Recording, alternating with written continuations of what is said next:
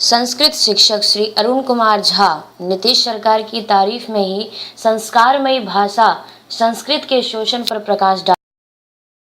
वो बेचारे शिक्षक रिटायर कर गए और उनको 2 रुपए सरकारी नहीं मिला। कैसे वो बाल बच्चों को पाला है, कैसे उन्होंने अपने जीवन को व्यतीत किया है, उनके दुख दर्द को समझिए। और ऊपर से आप कह रहे हैं, कभी अखबार में आ जाता है कि वो डीएम साहब उसका अनाउंस करेंगे, वो इंस्पेक्शन करेंगे। उस इंस्पेक्शन के नाम पर उन्होंने 2 रुपया उनसे, 10 रुपया उनसे, 100 रुपया उनसे, 500 रुपया उनसे लेकर के कैसे कैसे क्या करते हैं। भगवान ही मालिक है। अपने बच्चों की भूख को, अपने बच्चों की किताब के पैसे को छीन करके वहां वो देते हैं कि क्या अब मेरी शायद बुढ़ापे में भी मिल जाए, और उनको नहीं मिल पाती। अब चूंकि अध्यक्ष महोदय बड़ी देर से जाने वाले हैं, जी, इसलिए मैं अध्यक्ष महोदय को ज्यादा यहाँ ये करना ठीक नहीं है। जी सर। इसलिए एक शब्द में इसको समाप्त किया जाए कि यहाँ हम लोग जो इस विषय पर में चिंतन और बहस कर रहे हैं, जी माने 1994 में जब यहाँ बिहार सरकार ने संस्कृत और मदरसा जो प्राच्य शिक्षा की संस्थाएं हैं उनको बंद कर दिया, उनका प्रस्वीकृति देना बंद कर दिया था। जब माननीय नीतीश कुमार जी की सरकार बिहार में आई है, उसके बाद से इसको खोला गया है और सरकार ने 300 विद्यालय का कैबिनेट कर दिया, सरकार ने उसका रुपया दे दिया। सरकार इस मामले में कहीं पर में हमको दोषी नजर नहीं दिख रहा है। ये जो 93 वाली बात है, यह पूर्व की सरकार, चूंकि उनका मनसा था कि संस्कृत को नष्ट कर देना है, उनकी समझ थी कि संस्कृत मतलब ब्राह्मणों की भाषा, इसलिए उन्होंने नोइंगली जंगल राज में संस्कृत को भी समाप्त कर दिया, जिसको प्रयास करने के बाद भी चाहते हैं नीतीश जी कि संस्कृत और मदरसा पुनर्जीवित हो।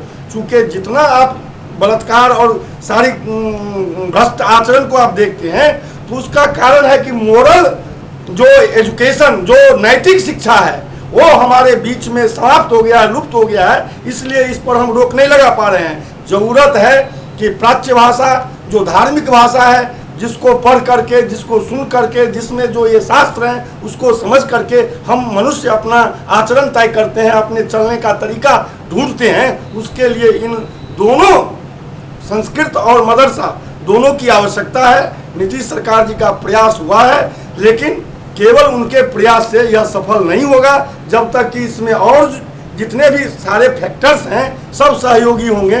तो सरकार का दोष हम कर देते जब 300 हमारा पूर्ण जाता और आगे रुका रहता। हम तो 300 पुराने में अभी तक विफल रहे हैं, जिसका पैसा दे दिया, जिसको कैबिनेट कर दिया सरकार, उस संख्या को छूने में हम लोग जो कारण जो कुछ भी रहे, लेकिन हम लोग विफल रहे हैं कि वो 300 विद्यालय का पैसा जो सरकार ने दिया उसको आज तक हम लोग निर्गत नहीं करवा पाए, प्रस्वीकृति नहीं दिलवा पाए।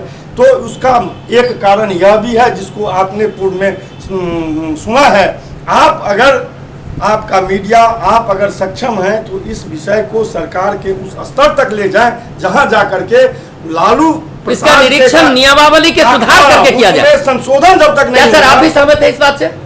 आप भी सहमत है?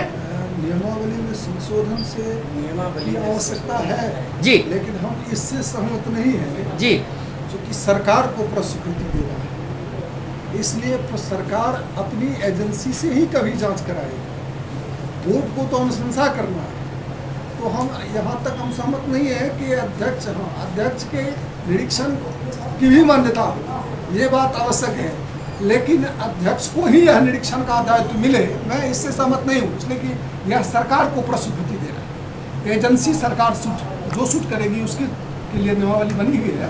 और इससे जो खामियां, जो त्रुटि अभी नजर आ रही है, बस उसका समाधान होना चाहिए कि जांच त्वरित हो, शीघ्र हो, प्राथमिकता के आधार पर हो और डीएम के स्तर पर होना चाहिए। इसी एक साइड वर्क नहीं होना चाहिए, इसमें डायरेक्ट इंक्वायरी करें, इसकी व्यवस्था आवश्यक है। बहुत बहुत धन्यवाद। जय हिंद, जय भारत। आपका संदेश पूर्ण प्रयास रहेगा हमारे pdnewsindia.com का कि आपकी सरकार से लेकर और देश के सर्वोच्च स्तर पर इस बात को पहुंचाए और आप लोगों को अपने मनोनुकूल सफलता दिलाए। जय हिंद, जय भारत।